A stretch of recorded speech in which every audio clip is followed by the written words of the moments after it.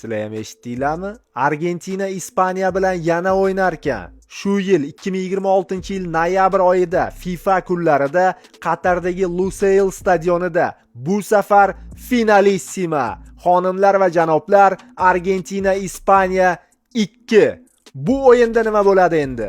Javobsiz qolib ketgan savollar, aytilmagan gaplar, kechagi jahon chempionati finaldan keyin tarqab ketgan gap so'zlar. Endi nima bo'ladi? Bu safar kim yutadi?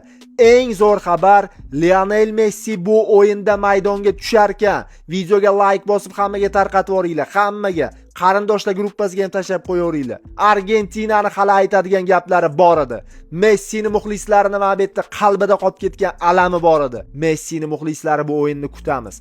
Messi hammasiga nuqta qo'yib ketish kerak. Yamal, men kechagi finalda mayli, Yamal chempion bo'lsa ham xursand bo'laman deb o'zimni aldagan ekanman.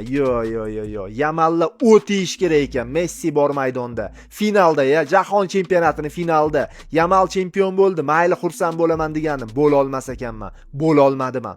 Haqiqiy o'yinni finalissimada ko'ramiz. Gaplashamiz.